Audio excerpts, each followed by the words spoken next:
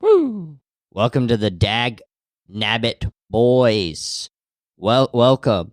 Oh shit! I don't even know what that sound effect does. It's like some theme song. Dun dun dun dun dun. It's like that kind of thing. Nah, I think this wait, might let's be get some Pantera up in this cheering. Can we get Pantera? Yeah, can we get Phil Anselmo on the podcast, do you think? That'd be funny to have a whole soundboard of copyrighted music. Just any time we press it, we pretty much have to delete the episode. Where we're just like, yeah, so we press any of these buttons and they play an entire Pantera song. Yeah, this one's Happy Birthday. That one really fucks us. Is Pantera, they get accused of being like racist, right? Because they are. Yeah, they're racist. Yeah. Cannibal Corpse also racist? I think that the guy who... I might be wrong on this. I think they might be libertarian. But I'm not like... What kind of racism is Pantera? Are they like American racism? Or oh, are they like... they're like Southern American racism. My buddy told me this story about Dimebag's best friend. He knows Dimebag's best friend. And Dimebag's best friend was known. He had racist jokes. And Dimebag loved it, and he was like, "Come open for us and just tell those racist jokes." Okay. And then he did it a couple times, and then their fucking record label called him and was like, "Hey, this has got to stop. Yeah. This guy cannot say the N-word 50 times right before you go up." Yeah. Yeah. So they're sort of like the dark side of Leonard Skinnerd. Oh, yeah. Or like Leonard Skinnerd was kind of trying to, like, in a happy way, be like, we love Southern roots and tradition, but you fucking know what we're talking about. But Pantera is like just sort of like, we'll tell you what we're talking about. Yeah, it's like the Democrats versus the Republicans, where it's like we're racist on the Democrats, but it's like you get it. But we'll kind of shroud it in tradition. Yeah. Which is only believed by a few people. Yes. And then Pantera is like, we'll just let you know. Yeah. What it's also very funny where it's like, if you're like a racist, it's very crazy to also be into like the music that is considered evil. You know what I mean? Like if any music is considered to be like the music of hell, it's like metal music. Mm-hmm. So you're like, I'm into evil music and racism, where you're like, Jesus. Like, well, that is crazy about what a negative life. It is crazy about like the far right, like gangsters. It's like, damn, it's cool to be a gangster, but being far right that's fucking lame. So who would be the far right gangsters? Like, are you talking about? That's mostly like I think that's like a European and like that's other countries, I think, more than America. But when you say gangsters, are you talking about like paramilitary groups or like them and like literal mobsters? Well, just mobsters. Like criminals in general are racist. Yes, they are. Because they are allowed to be. Well, also, their whole business is race-based, where they're like, so we're the white crime business. Yeah. And so the people that we hate are also representing a group of people. Yeah. So it's pretty much just like if Walmart was all Chinese people and then Target was all black people, then Walmart would have a lot of things. And then Vons was the Kurds. Yeah, so they would all have a lot of things to say about each specific ethnic group. But really, it's more of a business squabble than anything. Yeah. Italian mobsters are always... That's a weird thing in mob movies where they always say the N-word. Oh, every single time. I mean, I will admit, I did try and write a joke about it, so what I'm about to say is not necessarily off the cuff, but it is in a mob movie, they always have... Yeah. In a mob movie, they always have a part where one of them drops like a hard R N-word just to be like, just so you know, these guys are evil. Yeah. And you're like, they kill people. Like, they're like, I mean, fucking Departed, like, first 9 seconds, he throws the N-word out, and you're like, I mean, I could have guessed that he would have said it. Yeah. Like, it's always weird when it's said in a movie where it's like, I'm not necessarily trying to be like, how could they put that? But it's always weird when you hear it in a movie where you're like, I don't really know if that tells me any more about this guy. You know what I mean? Yeah. Where you're like, okay, I mean, if you asked me, do I think Jack Nicholson's character in The Departed says the N-word, I would have said yes anyway. Yeah. So having him drop it in the first 10 seconds, you're just kind of like, okay, all right. Like, I guess that's... You know who kind of does it pretty well, even though it is what you said, it's unnecessary. Tarantino, as much shit as he gets, it's like, it is pretty true to life how those people talk. I remember, like, fucking all the, like, criminal guys I knew growing up were, like, the most racist guys I've ever heard. Because they're not in normal sections of society where, like, any kind of speaking is necessarily ever guarded. Yeah. So if you get into racism, it's the same as, like, cussing or it's whatever. Yeah. It's just, like, there's no rules in my life. And, Yeah, I mean, I think there's something about like The Departed is like that's trying to be a very serious movie. Yeah, they're yeah. like we're trying to let you know what these guys are about, and so they're trying to like use the N-word in almost a serious way, where you're just like, we don't need to.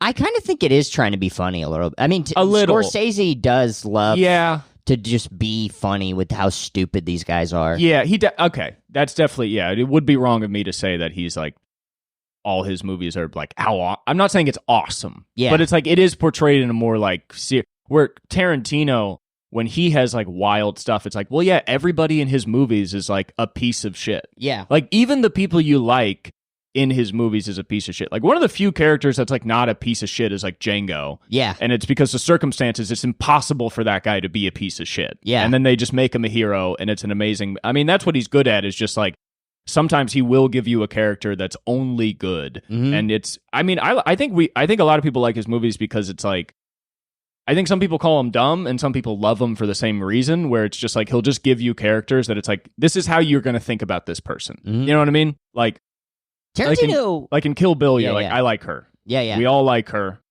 We want her to do well. You know, she never says the N-word. And she doesn't say the N-word, and we still think she's badass. And he doesn't need Despite to. it. Yeah, but then like whenever any of his characters say the N-word, you're just like, well, yeah, these guys suck. Mm-hmm. They're like heroin addicts who murder people. Yeah. It doesn't, like John Travolta and Samuel L. Jackson in Pulp Fiction, anything they say, you're like, sure. Samuel L. Jackson's kind of like the good guy. Yeah, totally. He's kind of like, because he's the guy at the end is just like, actually, I think I'm going to quit because God or something. The only good people in Quentin Tarantino's movies are black people. Yeah. And it's just because they're the only ones like not racist and with a certain sense of moral like they're the only people in the situation that are like, this is fucked up. Do you know what like neighborhood? Jackie Brown, Django. Like what neighborhood did he grow up in LA? Is he an LA guy? He was born in Knoxville. And then he moved to LA when he was like a small child. I don't know. I would imagine probably outskirt. I mean, he seems to like, I mean, he owns the New Bev. He bought the Vista. Mm-hmm. So he likes East Hollywood, it seems like. Yeah, he might. Oh, a lot of Reservoir Dogs and Pulp Fiction, I think, were shot in East Hollywood. Yeah, I feel like he's an East Hollywood guy, or maybe he moved to like Pasadena. I also wouldn't be surprised if he moved to like a Gardena area. Mm-hmm. You know what I mean? Like a suburban outcrop. I wonder if that's part of the reason he's just so... Because Samuel Jackson's also a Tennessee guy. He grew up in Chattanooga. Right. And I wonder if I feel like he does kind of like... Even though he didn't grow up in Tennessee, he like kind of false claims like a Tennessee identity sometimes. Well, yeah, probably just because, I mean, even if you don't grow up in a place, if your whole family's from there, you're still going to get it. Yeah. You still get a bit of it. Samuel L. Jackson is he was born in Mississippi and then spent most of his early life in Chattanooga. Oh, well then, yeah. Oh, I thought you meant he was like kind of born there and then moved somewhere else and was... He moved to LA when he was 18, I think. His mom sent him to LA because he was involved in like Black Panthers or something like that. He was, yeah. Samuel L. Jackson is so cool. He's so badass. I also saw something online that he's a member of the Jackson family. You know what I found out? He's like a cousin of Michael Jackson. Ludacris is related to Richard Pryor. How? Like that's like his second cousin. Really? Yeah. Damn, we got to get Luda on stage. Yes. He might be funny as shit. I mean, anybody that's like half as funny as Pryor would be really great to have in stand-up right now. I mean, Pryor is like, I don't know, there's like 5 guys you could make a claim to being the greatest ever, but I would say it's Pryor just because Pryor is doing stuff people are still catching up to and they still can't pull off. I never like to say anybody's the best in any art form, but Pryor is the one guy that in stand-up I'm like, he just is the best because he did alt comedy while doing vulnerability, while doing tons of act outs, while like giving like life to inanimate objects, like talking about social issues. And like when I say all these things, he will do all of those things in the same joke. Yeah. He never mentions it or pats himself on the back because back then to call out the use of a comedy device would have been seen as stupid. Yeah. And nowadays you watch like any of these specials by the fucking legends and almost half of it is like responding to how famous they are or like, you know, telling a joke and then being like, did you see what I did there? Yeah. Like, you know, and it's so weird that it's like, right now we respect comics only for their ability, but there's no respect of like their humbleness or their nature or their ability to like use the skills they have to actually do what you want, which is like what Pryor's doing is like what I think, at least in my mind, is like the height of stand-up of this like almost always conversational sounding thing where sometimes it's like a perfect bit that you just don't know you're listening to. But it's like he's like his ability to have that calmness and openness and like do exactly what he wanted to do without any aggression. And there's this thing now in stand-up where it's like this whole thing of like I'm doing what I want to do and I'm free is always accompanied by this like usually kind of toxic male aggression of like I'm not stopping, you know? But like Pryor, like we've talked about it before, that joke where he talks about being bisexual on stage and the crowd is like weird about it. He doesn't go like fuck you guys. He's like what are you guys talking about? Like you don't suck dick? It's 1970. You know what I mean? Yeah. He's like still like he's like, and even when he says that, he's not like what? He's like what? Like he's like, you know, he's like there was a kindness to him. There was like a sweetness to his nature that like was so I don't know. I feel like he's such a touching person because when he talks, you're like he's such a human. He's also just so unsentimental, despite going deeper than like all those fucking like fucking one man show fucking things. Like he's just like he's just being funny. I feel like that was kind of a popular style of humor, and it kind of died out, I think, with Seinfeld. Of just like there is like a melancholy to it, but it's like it's not focused on. I mean, that's all I try and do in my stand-up is like trying to make people not be so hinged on the way they feel about my topics, and just try and talk about them honestly. Because I think what Pryor did the best is like talking about really tough things in a casual way that lets people know that these things happen and they're real. And you don't need to pound that into people's heads. You just need to present it as like, this is my life. Like that joke that he has about when he was still freebasing and then fucking, what's that guy's name? Jim Brown, that football player comes over. And like, do you remember that joke where he's like, he's like doing the act out. And it's so funny because it's obviously a low point in his life. Like he's gone off freebase. Nobody can touch him. Like his wife can't talk to him. And he does this act out that's like impossibly silly where he's like, and I'm freebasing.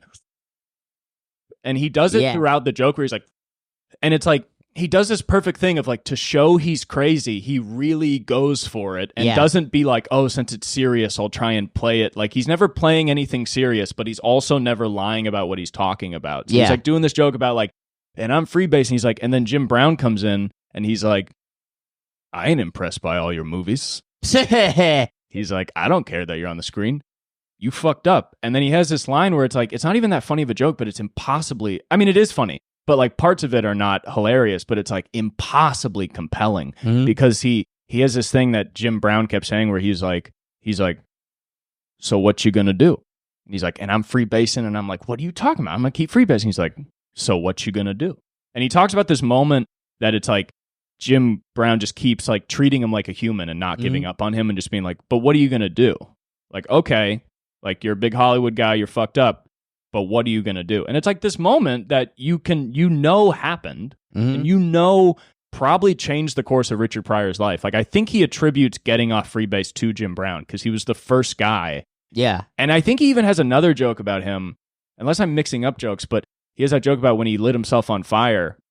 It's one of the greatest jokes. Like, I don't know how you talk about this. And the way his smile and his charm and his comfortability and his nice nature really comes through. So he's talking about, he doesn't say he's like third degree burns. He goes, I'm all burned up is the way he describes it. And that's a good example of what Pryor does well. Yeah. Of like, he's not being like, I had third degree burns and letting a lull happen. He's like, so I'm all burned up. Yeah. And he's fucked up. Like he almost died. You know what I mean? He's like, I'm all burned up. And he's like, and people will just lie to your face. And he's like, people were coming in, they're like, ooh, there's some weird tattoos, Richard. And he's like, and then Jim Brown comes in, he's like, you fucked up. Yeah. You look terrible. Yeah. And just like, it's so crazy because it's like, I just want to get to that point where you're like, you kind of don't know what a joke is anymore, but you know it's like funny. Yeah. You know, and it's like, obviously I want to be a good writer and be clever. And what, Pryor is a great writer, clever. He definitely, obviously took so much time on like the words and everything he was doing. But especially with going up at 1 a.m., like, what I'm trying to do is just trying to learn how to exist on stage. And it's like, that's what I realize really makes you an amazing stand-up is like, you have to work really hard at the rudimentary stuff. But if you don't know how to just like exist up there, then like none of the stuff you're doing is actually real. Yeah. You know what I mean? Because Yes. it's like Pryor can go up there without material and just exist Mhm. and connect with the crowd. And then when you mix that with like material you worked really hard on, then you get to land in the middle where they kind of don't know what they're watching. They just know that like somebody's up there being honest and being funny.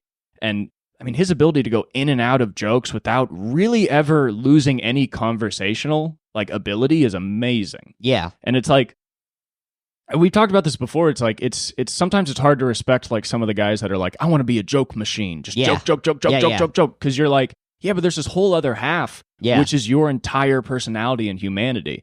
And like, I don't know. Sometimes I don't love my sets, and I feel like I'm a little too much on stage. But the way I view it is like, you don't get to be Pryor without being fully yourself and finding a way to make that palatable. And I had like one good set recently because like recently I've been talking like my whole set's about like fucking not drinking, wanting to kill myself, talking about gay shit. Yeah. Now I'm talking about like Israel-Palestine and like Islamophobia stopping you from even talking about stuff. And I'm telling this to people in Oxnard. Yeah. And like I had a fun set just because like I never was upset that they wouldn't be with me. And I would like, Argus Hamilton gave me good advice where he was like, if you listen to all the words you're saying, they're going to listen too. Even if it's a 2-year-old joke, he's like, you got to do that because you'll realize what you actually sound like. Yeah. And I was just doing the set and I was realizing what I sounded like. And when there were lulls, I could address it, but not in a like, what are you pussies kind of way. And like, you know, it's very hard to do, especially as a young comic when you're a guy like me that's so angry and stressed. But when you're able to like really give them love and be like, you know, like Louis will kind of talk about it as like, you got to talk him down like a hostage negotiator. But it felt so good because it wasn't the greatest set of my life, but it was so much better than it would have been because I just kept a good nature. Yeah. And it felt good to get off stage and be like, they knew that I cared about them. Yeah. They knew that even though my stuff was a little much for them and they might not have agreed with it, they knew that I did not want to hurt them and that I was just trying to make them laugh and it's all jokes. Yeah. And it's like, that's the thing is I hate when people say you can't talk about stuff because you're like, and not to sound like an optimistic pussy, but it's like literally all it is like love.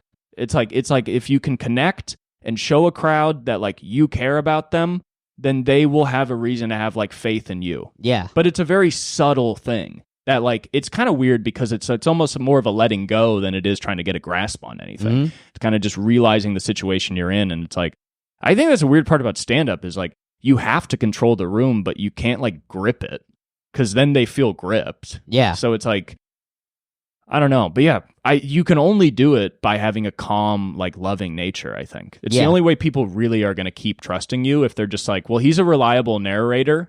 Even if we don't agree with what he's saying or we think he's young and crazy or we think he's an idiot. Yeah. He's at least being self-aware and he's showing us love. And so they'll laugh. And maybe it's, you know, as a young comic, maybe they're not laughing at the parts you thought were even funny. Yeah. But it's like if you're just able to be up there. I had one thing I've been doing because I have that joke about my mom being crazy and having to worry about her killing us. And one thing I've been doing I started it off. I did this like bar show that was kind of like rough. And I said, you know, before I tell this joke, just want you guys know I'm fine. I get pussy now. And after that joke fucking killed. Yeah. The fucking mom drowning you in your six joke killed. Yeah. Yeah, I mean, I think that's the thing is like sometimes like stand-up can seem so hard. Yeah. And then you realize that like, you know, you want to do it in a cool way. Yeah. But sometimes you literally just tell them like, hey, I'm fine. And that's all they need to know. Yeah. And so I've been trying to do that kind of visually by smiling more on stage. Like, I hate laughing at my jokes, but I have one line where like when I'm talking about the gay stuff and I'm like, oh yeah, people say I don't act bisexual. To those people say you should see my asshole. And after I say that, I go, I just do that just so it's not because if I don't smile, then it's like you should see my ass. You know, then it's like, and I don't need to be one of those guys that's like because I don't want to be. And not that I have anything against it, but it just doesn't work well for me to have like a character on stage. Yes. Like I don't know. 25. I don't know who I am, but I'm trying to be whoever that is on stage because it's like I don't want to, you know. I think like guys I look up to are like in terms of comedy inspiration, it's like Richard Pryor and Bob Dylan and like Roger Miller are like huge comedy inspirations. And two of them are musicians. And it's just because like they're really good at being themselves. Yeah. And I think as any artist, the fan base you want is not the fan base that is like, oh, I love that that brand of his. It's like they need to be able to be cool fans that like love, like being a Bob Dylan fan can be tough, especially at the time. Yeah. It's easy now, but at the time it was tough because you're like, he's the folk acoustic guy, and then he goes electric, and it's like the cool fans are the people that are able to be like, this has to happen. Yeah. He needs to do this. This is how you're amazing at this. And it's like, I don't know. I don't know. Stand-up is like very hard, but it is simple. Yeah. It's like you just do it and never quit. And if you're lucky, you get to have a career. And that's it's as simple as that. People are like, how do you write jokes? And it's like, think of some funny ass shit. You just got to do it. Yeah, you got to think funny ass shit and do it. But that's the thing. It's like, I've been doing like Fallouts every night. And people are like, gosh, you're doing that every night. That's a lot. Yeah. And it's just sort of like, well, yeah, but it should be a lot. And like, I want to be able to be comfortable at 1 a.m. and like, like I've been getting better at just like, it breaks your ego apart where it's like, first off, they never want to see you, even if it's 7 p.m. and they're excited. Yeah. The only way they're excited for you is their excitement about the show in general. Like you're not bringing anything the minute you walk on stage.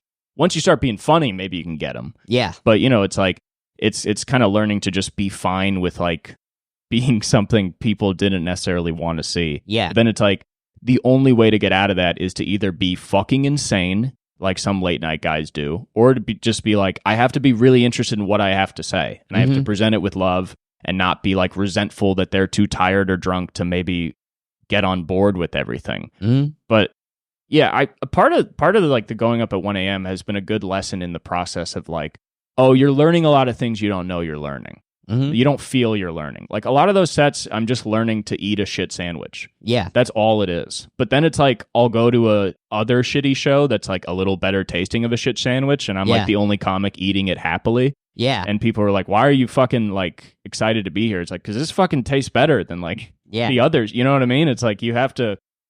I mean, you do have to like kind of enjoy bombing, I think, on some level where it's like, I mean, I just like doing this. Yeah. Even if you're not laughing, it's like, this is like the most important thing in my life. This and pussy.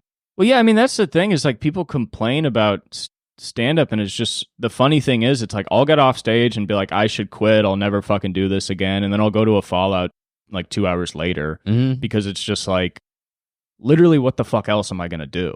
I mean, I was wondering this last night. Do you do a spot on the, what's it called? The fucking paid regulars and also a Fallout? No, you can't do both. Okay, I didn't think so. I only get like one spot a week because I'm a goddamn nobody. But so I'll do that. But then so like on that day, like I got one on Sunday. So on that day, I can't sign up for Fallouts because I'd be going up twice in the same room. So you can't do that. So Sunday, I'm just going up at 11 for 15. But then the other days you sign up and then you hope you get 15 and $50 or whatever. Okay. All right. Yeah. I don't know. There's a lot of people just trying to force shit. And it's just sort of like, I think it's hard for people to accept that it's just like, this is just kind of a bad deal. It's either the worst deal you ever make, where it's like, I gave my whole life to this and it got me nothing, or it's like, I gave my whole life to this and it got me everything I wanted. Yeah. But it just seems like a lot of people we work with don't understand that that's the deal they made. And they think they've made another deal, and there's no other deal to make. Yeah. Like, there's no other deal. Like, even if you're like, got a bunch of followers, you get a manager, you're popping. Like, in terms of a long stand-up career, it's like everybody has to pay the price at some point. You know what I mean? So it's like, there's a lot to worry about, because it's like, my whole career could easily never take off. Like, this podcast could keep getting 30 viewers. I could keep going up at 1 a.m. and things could just like never change. But it's like, you do little shit to try and get more followers. But it's just weird when people are in a rush. Oh, I had an idea. Why don't we change the name of the podcast to something like, maybe people call it like the Make Money Podcast or something. We should just call it the Comedy Store Podcast, because that's what we've been talking about the whole 24 minutes. They used to do one at the Comedy Store, but they've kind of stopped. So I was talking to the lady that produced it last night, and she was like, that was my baby, is the Door Guy podcast. It's like, why don't we call this the Bill Burr Monday Morning Podcast? Well, we'll call this the Bill Burr Comedy Store Dave Chappelle Everyday Podcast. See, also, it's political too. We could call it like True and On, Comedy Store, Bill Burr, Monday Morning.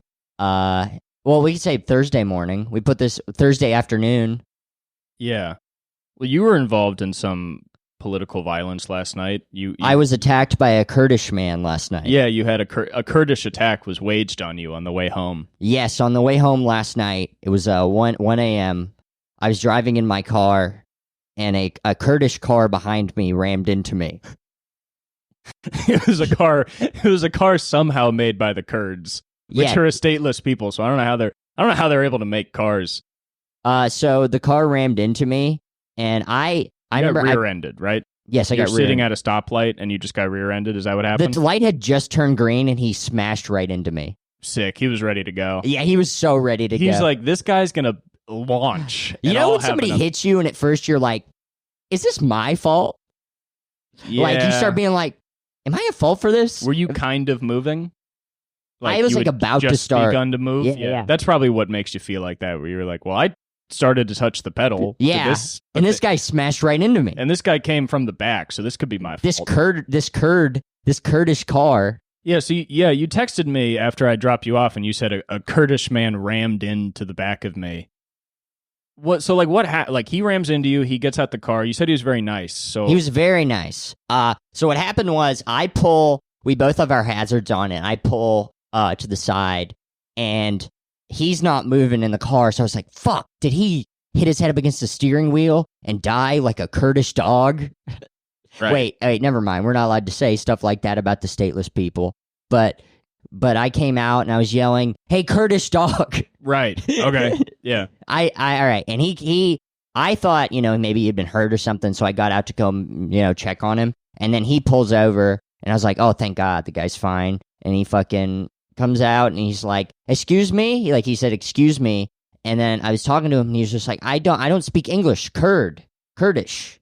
So we had to do Google Translate to talk to exchange information. Okay. Yeah. How'd the Google Translate work? Did it work well? It did. He had a phone. At one point, he was just like, "I pick you up tomorrow. We take the car. I pay for all of it." And I was just like, I was just like, well, I don't know. This might. I just want to deal with the insurance shit because it's like. I feel that. I'm the same way. Because it's like, motherfucker, you can get scammed so easy off that shit. It does suck because some people can be really nice. Yes. But then it's like all he has to do is just delete your number and not pick you up. And then you're like, well, we never exchanged information and I don't have a picture of his license plate. So he got away with it. Yeah.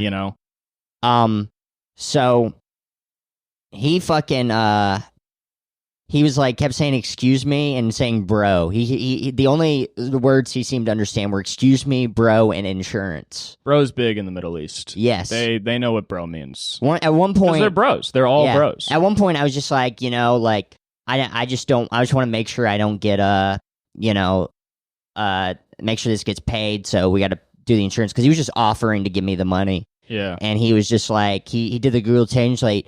I'm a Kurd. Yeah. And then he's talked into it again, and he goes, "We are honorable people. Yeah. We keep our word." Yeah. And I was just like, "Well, let's just deal with insurance." And then we get all the information and stuff. At the end, he said, "Excuse me, bro, you are a good man." Good. And then he hugged me. Good. He hugged me, which was so funny. Yeah. He didn't know how else to express how sorry he was. I mean, that's beautiful. I mean, can you imagine moving to America from I don't know, northern Afghanistan or maybe Iraq, whatever part of the Kurdish region he was living in? Yes. Coming to America, you don't speak English. Mm-hmm. You speak, is it Kurdish, the language, I guess? Probably, yeah. On Google Translate, it was Kurdish. Yeah. Kurdish. So it's that's tough. Yeah. That guy has to find other Kurds in LA to hang out with. And if he doesn't, then he's fucked. I was just thinking, he was so nice that I was like, no wonder you guys don't have a country. I mean, you got to think about, how hard it was for that motherfucker to make it to America. Yeah. The people that are, coming through the border right now are coming from, the Congo and places like Kurdistan, and they somehow get flights all the way from Europe to South America, and then they have to, go up that little, there's a part where there's no road. Right near kind of where the Panama Canal is, when it gets thin. Yeah. And all those motherfuckers got to I'm not saying he did this, you never know. But it's just to get to America, it's we live in the age where we have phones and everything's so easy. But there are people in 2024 who were like, I got here pretty much without a phone. Like, I just had to know when to be places and hopefully not get lied to or scammed. So then when it comes to getting in a car crash, it's like, all right, let's fucking... Well, yeah, if you're drunk driving, you're in a car wreck. I mean, I feel bad. As an ex-drunk driver, I felt really bad for the guy. You think he was drinking? Probably, yeah. Well, that's very cool that you didn't narc on anybody. Well, I mean, this is the thing. It's like, whatever. I know what I'm getting into at 1:30. You know what I mean? Yeah. I mean, if a drunk guy hits you at 1:30 and you're just like, listen, man, let me just get your insurance. Don't hit anybody else. Yes. On the way home. I don't know if I should let you go home, but you've already got one strike. Yeah. But if you can get home without two more, then that's your right as an American. Welcome to America. Like, I feel like I'm too cavalier about drunk driving. I'm just like, whatever. You have to do it sometimes. That's. I mean, I think it's like when you've done it and gotten away with it and then quit drinking. Yeah. You feel bad to pop anybody else. Yes. Because you're like, maybe you'll quit. Yeah. And you'll be able to look back at your career like a Barry Bonds but never got caught kind of career. Where you're like, that motherfucker made it home every night. How'd he do it? And you just get to be like, fucking... Have you ever, like, passed out and then woke up at home? No, I've never, like... done that. I've definitely, like, when I was still drinking, I would drive home and then maybe I'd get home or I'd wake up the next day and be like, I don't really remember the drive. Mm-hmm. But I wasn't like blacked out. I was just like drunk. But I mean, like one time I took fake Xanax and then drank and then I sat on my bed. I hit up my friend to hang out and I took a seat on my bed. And then he was like, yeah, I'll come pick you up. And then I woke up the next day in the exact same spot in the exact same clothes. And so I texted him and I was like, damn, I'm sorry. You must have showed up at my house. I didn't come out. And he was like, no, we hung out for like 4 hours. And I was like, really? And he was like, yeah. I was like, did I drink? And he was like, yeah, you were having a great time. And then he didn't know until I texted him the next day. I was like blacked out on Xanax. And he was like, Jesus, you were great. He was like, you were making jokes and we went to this sausage place and you got like a rattlesnake sauce. Like you were cool. Like, but definitely never with like driving. One of my favorite blackout memories. I actually haven't blacked out that much, which is crazy considering how much I used to drink in Tennessee. But I also would drink a lot at home. Most of my drinking was done at home. And I one of my favorites is I rode back to my friend's apartment with him while we were both blacked out drunk. And we like, I come to, and we're eating pizza that his girlfriend had ordered for us. And he was just like, I was just like, how'd we get home? And he's like, I don't know. Yeah. Yeah. That's why you got to quit. You got to know how you got home. Yes. At least. I mean, some people can drink and know how they got home, and some people like us can't. Yes. And that's an important... It does suck to just realize you're not Charles Bukowski. Yeah. And you just have to be a normal guy, and even being Charles Bukowski was a bad idea. That's the thing. Those cool guys that write about drinking and shit, they only write about the cool shit. Well, yeah, you also don't realize that person had to live with themselves every second. Yeah. And if you're living that way, you fucking hate yourself. So it's like... I love to lie to myself, especially when I was drinking. I love that shit. About like, I'm so cool, but then everything I was doing was so stupid. Have I told the story? You don't realize your life is boring. Yeah. Because you're like, I'm going out every night having fun. And you're like, dude, you're not doing anything. You're hanging out at the same fucking bar with the same people, having the same conversations. You haven't done anything for a decade. And like... did I tell the story about the podcast about my old roommate Sam Piero told me some like stuff that I had forgot because I was just doing so much crazy shit while drunk. So one night I would get naked a lot. And one night I grabbed my friend's phone, pulled out my penis, and then dialed 911 on the phone and called. And then he had to like grab it and be like, no, we're all good. It's an accident. And then another time Did you dial the phone with your penis? I did. Okay, because for a second I was like, those are just two separate acts happening at the same time. No. I dialed the phone with my penis. He pulled out his penis and called 911. That's very funny. And then the another one he told me is one time I grabbed my friend's assault rifle and tried to put my penis in the barrel, but it was too small. And my friend saw me do it and he grabbed the assault rifle and he's like, no. I mean, That's crazy. Not even like any gun is crazy. An assault rifle is like a pistol, maybe you'd blow your dick off and you'd still get to live. An assault rifle, I don't know. Yeah. You let like 5 assault rounds off into your pelvis, those could fucking, who knows what they could hit your stomach. I don't know. Sometimes you're drinking so much, you do not care if you live or die. Yeah, definitely. And I think when you're sober, you kind of try to not care if you live or die. Me personally? I don't think in any real way, but I think sometimes you think that's cool.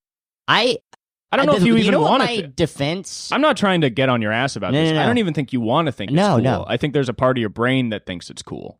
You know, I have that part of my brain. Yeah. You know what I think was my biggest self-defense, which in my brain is, it's like I do this stuff, but a lot of the guys I know are so much further than me. Yeah. That I'm like, okay, I'm like a nerd. Yeah.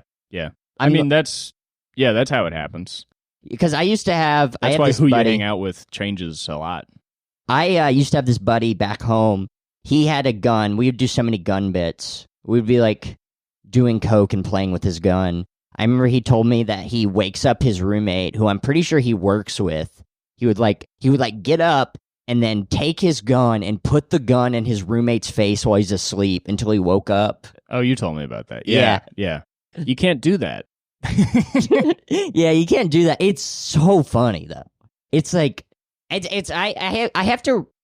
It's so hard to reconcile the thing in my brain of knowing something's wrong, but also thinking it's insanely funny. Of course, I mean, I think it's how we got through a decent amount of like our family stuff. Like that's why, like, if people, and I'm sure you feel this way, if people will ever be like, oh, you're crazy, my thought in my head is always like, I think I act pretty normal, all things considered. Yes. Because it's like, even with like my slight family trauma, all of that stuff leads you to have a general disposition of like, I could just fucking kill myself. You know what I mean? Like even that, like even if you're not suicidal, like that thought will be like, well, I mean, I just watched my whole family just tear itself apart. Yeah.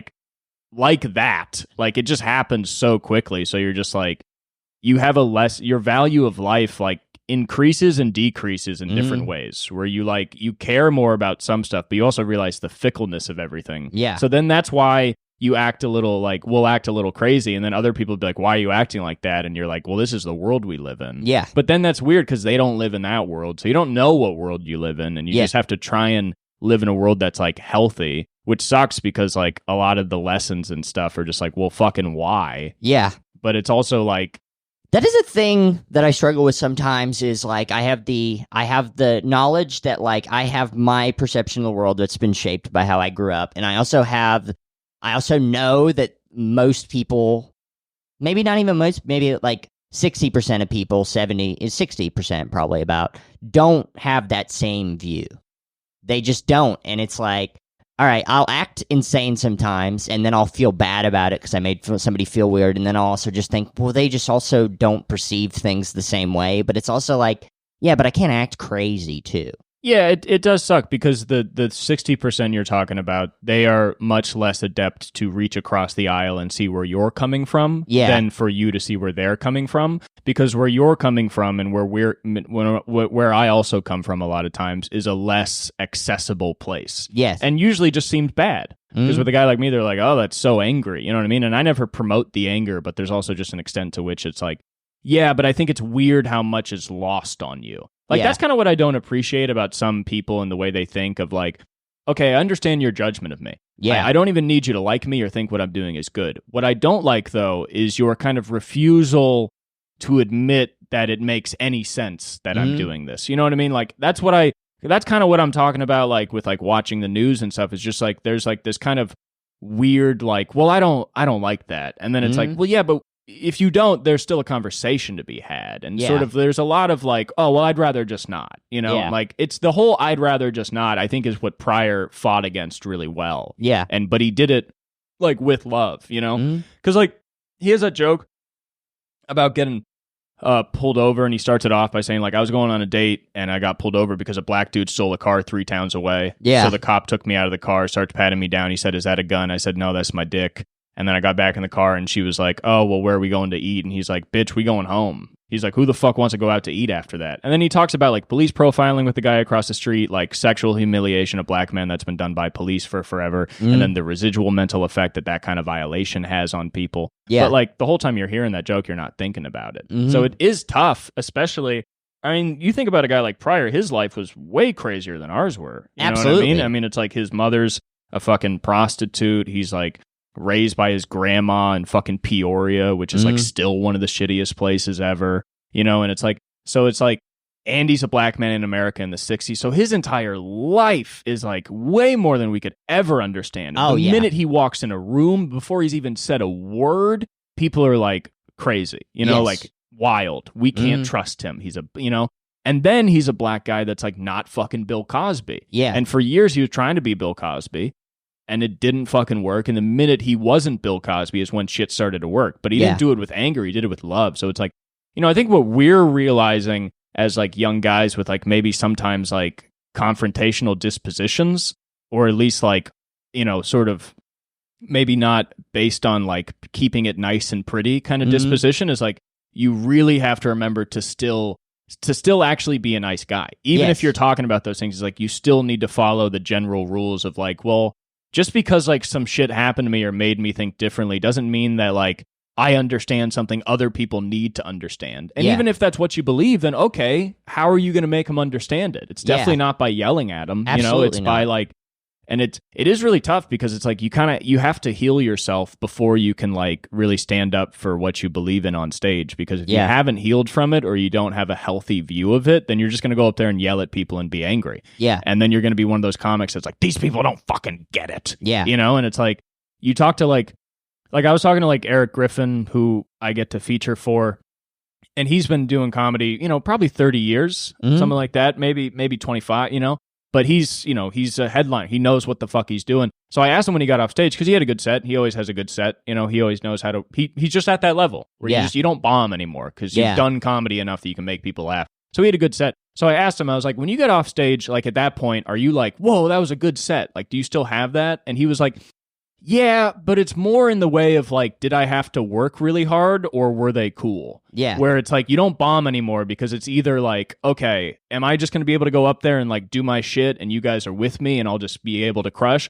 Or am I going to have to like use a lot of my skills and stuff to get you in and then I can do the same thing and crush? But it's like, you know, I guess you just have to get to that point where there's no such thing as a bad crowd that can ruin your set. Because even like the best thing you can do with like a crowd that's like tepid or scared really is to be excited about it. Yeah. Be like, oh, okay, like you guys are feeling this way. Like, well, let's play with those emotions respectfully and have fun. And like, because it's like, I can't stop in my jokes from like challenging them. It's not what I mean to do. But if I talk about my life as like a queer guy, or I talk about like this weird perception of Islam as evil in America, it's like there's just always stuff that people are kind of being confronted with. Yeah. And I don't want to be one of those comics that's like hurting people and being like, you know, I don't want to be a Ricky Gervais, like religious people are stupid. Yeah. But I have thoughts about religion, and there are things I disagree with about religion. And it's like being able to say something that you can tell people are not into, but still be able to smile and be like, I didn't come up here to call you guys idiots. Like, there's nothing funny about that for me to make you guys feel stupid. I want religious people to laugh at my critiques of religion with the express knowledge that I'm not telling them to disavow their God or telling them that it's stupid because I know they're finding strength in that faith or whatever. So it's like, but I think that's what's funny is like some comics are so obsessed with their own perception. Yeah. And they think what you need to do is like to prove yourself right all the time. And it's like the real proving yourself right, the real amazing moments you have on stage is not really an agreement on the topic, but just an agreement that we are people. You know what I mean? Like just an agreement of like, but you can see where I'm coming from even if you don't agree. And they can be like, yeah, like I understand your perspective and you've given it to me respectfully. But I mean, it can definitely be tough. And it's also like, I think guys like us, it's pretty easy for us to resent comics whose express intention seems to be agreeable. Yes. Because I want to be agreeable, but in an honest way. Yeah. In a real way. I want to be agreeable in the way that whatever I'm talking about, you still know I'm saying it with love. I don't want to just say stuff that's like, okay, so you already know what I'm talking about. We're kind of already agreed on the lines of this conversation. Now I'm just going to kind of echo chamber all the things you think and then add a half-baked joke and we'll call it comedy. Yeah. You know, because it's like, what do you get out of that? You never have a moment with people. It's like everybody kind of likes you. Like, I've been having interesting sets recently where, like, in Oxnard, I would have some people who were, like, dying laughing. And then I'd have, like, one old white guy who's staring at me with an open mouth. Yeah. And eventually I want the open mouth white guy to be in on it. I want him to have fun, too. But it's also, like, I am at a point where it's like, I know I'm doing stuff that's honest and that's real to me, because there are people in the audience who, when I say stuff that sometimes feels crazy, there's always a lot of people who are like, yes. You know, like when I go up and say, I quit drinking and that fucking sucks because I still want to blow my brains out, I just can't forget about it for a couple hours. Yeah. It's not something that immediately crushes, but I have to say it because it's the premise of the joke. And what happens is like, some people are like, oh, but other people all the time, and I even make a joke about it, dudes will always look at me and go, I post that joke online. There's a bunch of dudes in the comments that are like, I fucking get this. And it's like, I think the people who don't feel that way can also laugh at the same joke. Yeah. But you always want those people who it's like, obviously you want to be funny first, but it feels very good when you're being completely honest and somebody in the world is like, I feel the exact same way. Because it makes you feel less crazy and it makes them feel less crazy. And I don't understand people that are trying to be safe in comedy, because I'm like, if you're completely honest about how you feel and you're really trying to examine your existence, and even if it's not a positive take on the world, you need to say it because that is what's really going to get people in. Because when you're being complete, like when Richard Pryor is telling that joke about freebasing and shit, I'm sure there's people watching it at the time who understood, you know what I mean? Even if they didn't, you know? So it's like, I don't know. It's very fun when you, like, I had just one set that I was able to be proud of, and the other sets weren't bad, but I just had one that I was happy about just because I was like, oh, I did it the right way. Like, I went out there and I did it for myself, but also for them, where it's like, you want them to have a good time, but you're not like trying to tell jokes you think they'd like. You're telling jokes that you know are funny. Yeah. And you're doing it because you trust yourself enough to try and give them a good time. But yeah, I mean, it's definitely tough, but it's like, I don't know. I don't think the stuff we talk about is like crazy or disagreeable. I think to older people, sometimes some of our perspective is new. Yeah. But sometimes that's all it is. It's just new. People do. Yeah. If I'm in front of a certain economic status, it's like sometimes I'm talking and it's kind of like they're confused. Yeah.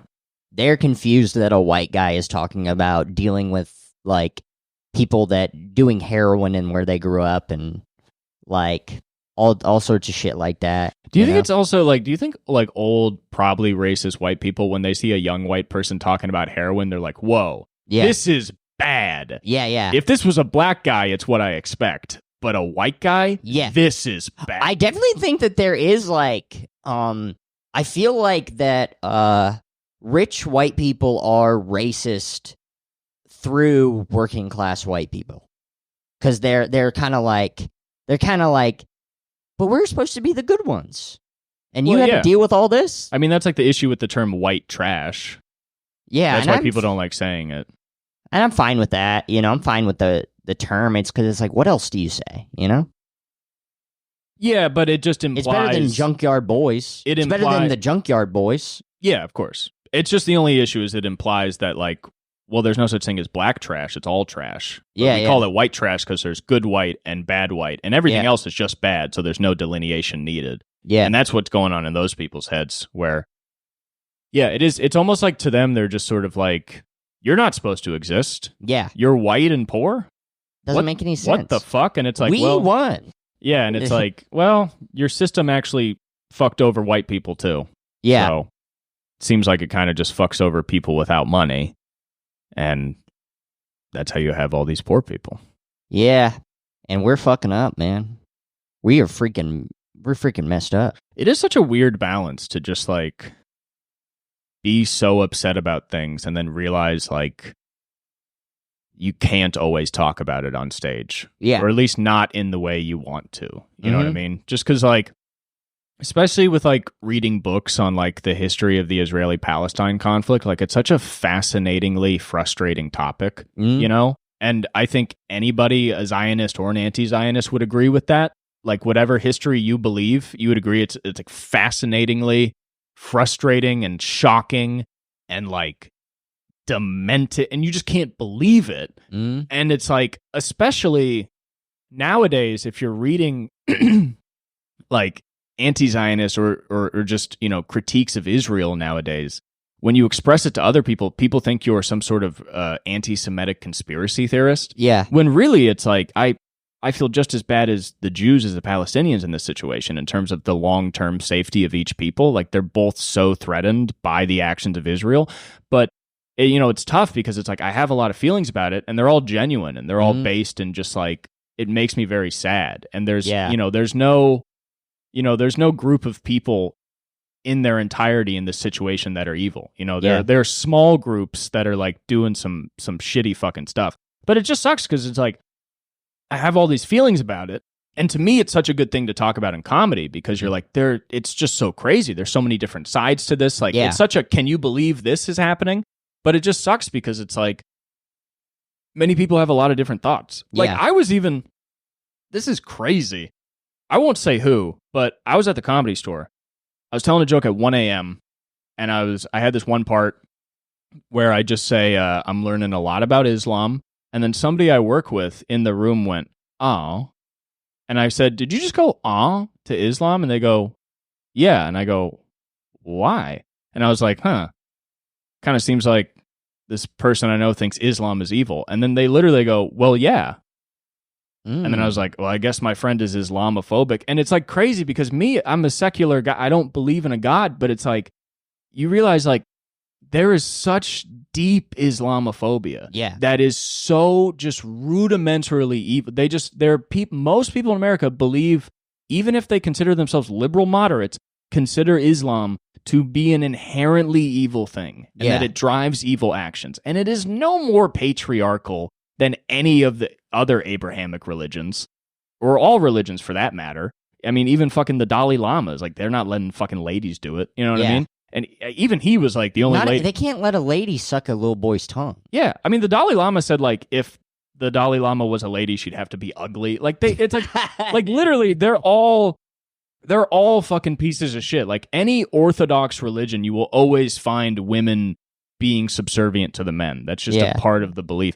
But yeah, it's just so crazy because it's like, it sucks, especially too, as like a white guy that's like, not directly involved in a situation. And so you start talking about it on stage, and then I'll talk to like Arab friends or, and they'll be like, yeah, man, you're going to ruin your career. Because they know, they're like, listen, dude, when you talk about this, like, nobody's on your side. And I think it'll probably be 40 more years in America until we can like have a discussion where Islam is viewed as just as valid as Christianity and Judaism. Because right now it's just completely not. And it's just seen as a backwards barbaric religion, which is very funny because it's a more evolved religion than Christianity and Judaism, simply because of the fact that it was created after them and was created to exist. It has more governmental rules than Christianity and Judaism because they had to set up a government. And so there's more like specifics, and it's actually a much more like malleable religion than the other ones because there's a lot of specifics in it where it's like, can you do this? And it's like, nah, he said you couldn't. Like, it's very, but it's just interesting because it's just like, I guess it's like the modernness. But it's so funny because people are like, Islam, it's such a religion of violence. People don't know it's like when fucking Muhammad, the Prophet, blessed be his name. Yes. When he started Islam, immediately a war was declared on him. Yeah. So it's like when people are like, oh, Islam's a religion of violence, like, why do they mention that you have to fight for your religion and kill infidels? Well, why do they mention that? It's because war was declared on Muslims from the moment they existed. Yeah. So what do you expect? Well, what would the Christians or Jews have done? What would be in their books if everybody was trying to kill them immediately? They would say that. And then now you see with the way Israel acts, it's like, people respond to threats, and sometimes they go a little overboard, Yeah. But my mom, anytime Islam got brought up, she'd always say, the Prophet Muhammad was a pedophile. That's a big thing they say, too. Yeah, and it's like, hey, I'm a pedophile. You raised one. Me and Cooper are both pedophiles. Well, no, that's not true. I don't like that. Yeah, Me and my good friend Cooper we both have 13-year-old wives, too. And you hate us? That's also always a weird. That's always a weird critique of Islam, and it's always just the double standard is always put on Islam because it's like I think Muhammad might have had like a 13-year-old wife or something like that. Yeah, and it's also like I think Abraham also had like a young, like societally at that time, they considered 13-year-old girls fully grown women. Yes. So it's like, you can't put that on Islam. It's a religion that was invented thousands of years ago when people still fucked 13-year-olds. Yeah. We all agree that's wrong. And Islam sometimes. Every time. Every time. But Islam, like, you know, more than a lot of other religions, has had a lot of different interpretations and like people revisiting it. And it's a religion that's a lot more open to revisiting. Whereas like, you know, Christianity has had big reformations and stuff. But, you know, Islam, at least on the Instagram algorithm that I'm on, because Instagram thinks I'm a Muslim man, I see Muslims having very specific conversations about how to live a Muslim life. And it's much less open-ended than Christianity. Yeah. Where Christianity is just like, a lot of the way you see it marketed now is just like, it's so awesome and fun and easy and you should do it. And you're like, I'm not religious, but if I was, I think I'd want to be devoted to it. You know what I mean? And it's like, I don't know. But yeah, so many of the... You were raised secular, right? Pretty much. I mean, it's in some ways. It's like, technically my family's Catholic. I was baptized Catholic, but we never went to church. I went to Christian preschool and Christian non-denominational elementary school until 5th grade. So we would have like a church service every Wednesday. Okay. But we would just go into a church and like we would mostly just sing songs. And like modern Christian songs. You know? Yeah, like Our House in the Middle of the Street type shit or whatever. I guess it's not Christian, but I don't know. God's house, right? Not our house. Oh, our house in the middle of the street. But then there was like our house. There was a whole thing we would do where it's like something about God's house. I don't know. I don't know if it was a parody. Yeah, you guys would sing ska, like Our House. Yeah, pretty much. We would sing ska. But that is what made me kind of not religious. I don't know if I've told that story on the podcast before, but one time we were, you know, because we would have like religious lessons. We would learn about prophets and God talking to people. But also I was aware of schizophrenic people in elementary school. And my dad was a therapist, so maybe mental illness was I was a little more aware of it. I don't know.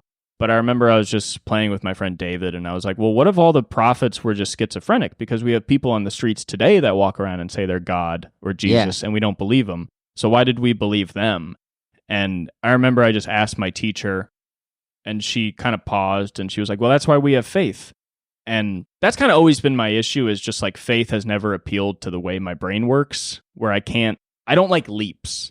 Yeah. Where I'm like, I'll believe a much more complex, confusing thing that I don't fully understand before I will believe the simple act of faith, just because I think things are complicated. Yeah. And the more complicated something is, the more trusting I am of it, because I think we live in a completely chaotic world with like a million different answers. And it just seems, frankly, lately, I've just thought it just seems so boring to look at the world and think that there's a God. Yeah. I'm like, what a dead world you live in. I have a question. When you look into the mirror, do you ever think, I have like such beautiful eyes?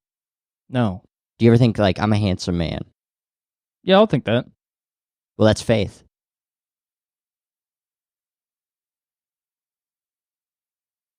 Yeah, but I can see myself. I can't see God. But you're taking it with faith that you're a handsome man. I don't think it's with faith. I think it's a deliberate decision to like the way I look. Oh. Well, isn't faith a deliberate decision? Are you trying to prove God to me by liking the way I look in the mirror? Yes, sir. Because I don't think these things sir. I don't think these things have to do with each other.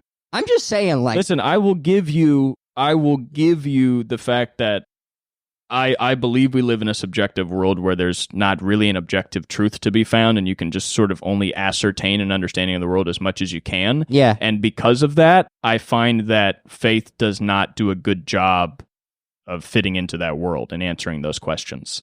I think it fits if you would want it to, but if it doesn't work for you, like, there's no God in my life because I don't believe in God, and so he's never... So to you, the God is just your reflection in the mirror, would you say is handsome? No, What's I mean, the faith you have in I'm your not life? necessarily...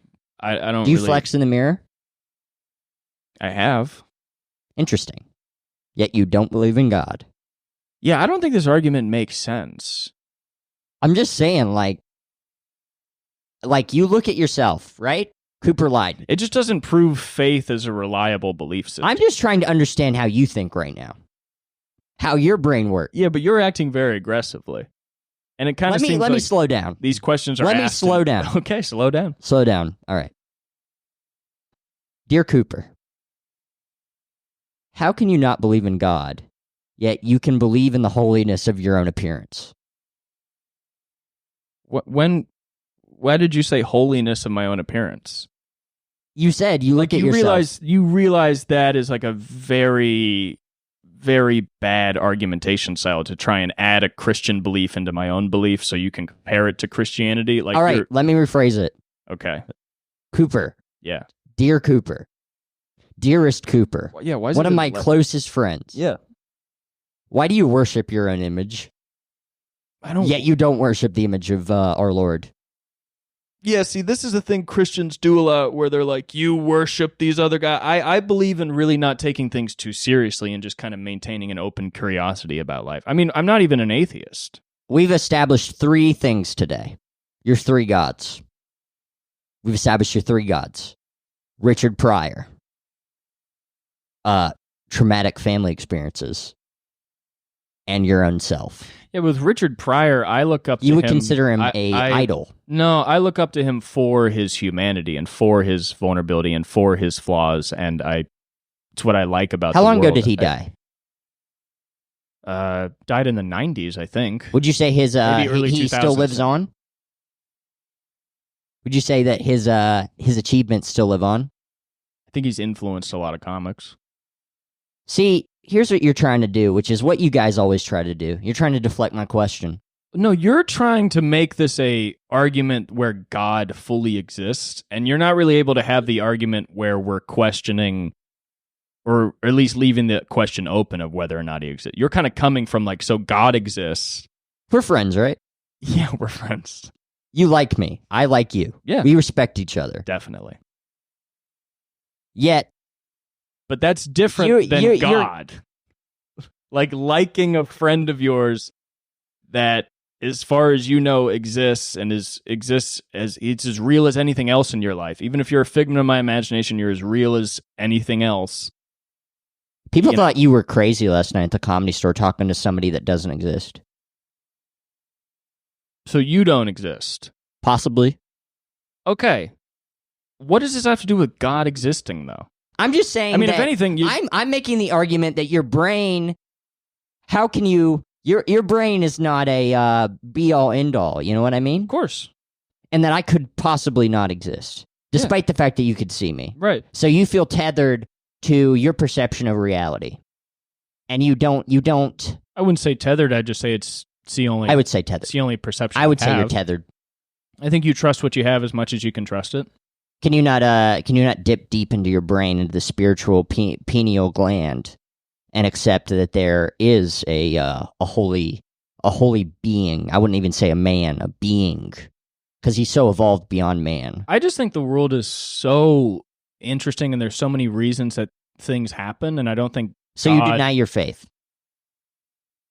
I don't think there's a faith to deny. I just don't think I really have one in God, at least at the moment. Maybe things could change. You know, I mean, I think I'm like most people, I'm agnostic about the fact. I think it's equally dumb to say there's definitely no God as it is to say there definitely is a God. My issue is not really with the belief itself. It's with the objectivity of the belief. And that's kind of been my issue lately. It's not really what people believe, it's how they believe it. And people don't really interrogate their thoughts. They take a lot of things for granted, especially when you have a conversation with an older man about gender, they have a lot of things they say where they go, this is how it is. Yeah. And they don't necessarily interrogate the societal lessons they've been taught and the way that those beliefs have maybe worked for them in some senses. And they're also not able to see how it's hurt them in other senses. And they don't really realize that you could throw all those beliefs about gender away and still be a person that lives in the world and everything can still make sense. And so that's kind of where I'm trying to get of like, well, you know, let's go back. Like Heidegger, right? Didn't he always talk about like, you got to think about what you're perceiving the world with before you just make a claim about the world. And I feel like most people you talk to, they don't investigate their own tools. They just go, so this is what I got. And you go, okay, but let's look at the tools you're working with. You're working with a hardline belief in gender roles. You're working with a hardline belief in Christianity. And then your belief about good and evil makes total sense in the world because you've taken those beliefs without maybe questioning the reliability of them. I don't feel that anything. I got lost. I don't feel that anything I believe is reliable. You said Heidegger? You know more about him than I do. Where's Degger? You just threw that in? You were saying hi to Degger? No. Anyway, I have one more question to ask before we end this podcast. You believe in the fallibility of human knowledge. So how come you can look at your own appearance and say, I'm a 9? I'm a 10? I never said I'm a 9 or a 10. But you've never even questioned to me that whether or not you were a 9 or a 10. I've never claimed to be a 9 or a 10. There's a lot of situations where you just kind of give off the energy. You're not talking about energy. You give off the energy. You walk in, you look at the mirror, you're looking at it like you're a 9, you're a 10. What I'm saying is you're a hot piece of ass. When I look in the mirror, there are things I like about myself. There are things I don't. I think I'm a little... Is it because of your chiseled jaw? Well, your symmetrical face? I do. Your beautiful brown eyes? Thank you. That's very nice. Is it because of your ears that are very proportionate? I appreciate that. Yes. I like the way my head looks recently. I think it's fine to like the way you look. I don't think you have to feel right about it. I think that's really what I'm trying to get at, is that just because you like something doesn't mean it's correct. Do you like the way that your head looks like a bust of a Spartan warrior? I mean, I guess I haven't thought of it in that way. So you like that your nose. You like how it just perfectly fits on your face. You love that. Yeah, but you understand that being comfortable with the way you look does not then lend to a belief in God. You love your rosy red cheeks. I mean, this is a lot of... It's interesting because you're still putting things on me, but now you're doing it in a positive sense. And I feel like the issue that we're getting at is that you speak... Your perfectly proportioned neck, which is not too large yet not too small. You speak very declaratively, and I think that runs people into trouble no matter what you're talking about. I have faith. Yeah, and I don't. I like not having faith. I think it's an interesting life to live without it. Oh. I think it makes you more curious. Okay, interesting. You know? The symmetry of your face that you look at every single day and declare, I am one of the most handsome men who's ever lived. No, I look your at my... Your certainty. I look at my face, and for the first time in my life, I'd say I like it more than I have. And that feels good. I think it's nice to walk out the door and go, I like the way I look. And your impeccable dress sense. But that's all subjective. Your impeccable fashion sense. I enjoy the way I dress. And I think, putting work into that is nice. It can be rewarding. Yes. But this is all for the self, and it's not with the assumption that whatever you're doing is correct. It's just that you feel comfortable with what you're doing. Oh, God's here. He's knocking on the door over there. He's here to put you in your place. Believing in God is cool because anytime a coincidence happens, you get to feel like God exists. Yeah. Anyway, I don't believe in God. This is all a test from atheism. This is all atheist test. So you're an atheist. Who knows? So you're an agnostic. Who knows? I guess that would be the answer for agnosticism. Yeah, I don't even fucking know. I don't even fucking care. That's agnostic. Yeah. Anyway, you know what's funny? All of the buttons we pushed, nobody heard it at all, but the volume's been down the entire time. Oh, so we were just talking about bullshit. All right, let's tell you that. I'm going to close the podcast by hitting the blue button. Yeah, if you like that fucking blue button, you fucking bored listening to the goddamn podcast, you fucking motherfuckers, finger my asshole, suck my dick, fuck me. Make a little fucking plastic dildo, shove it up my asshole. I'm jacking off at the same fucking time. Fucking put a fist in my fucking mouth. I shove out all the fingers. It's got my asshole off. You saw me fucking shit. Motherfucker. I jerk off.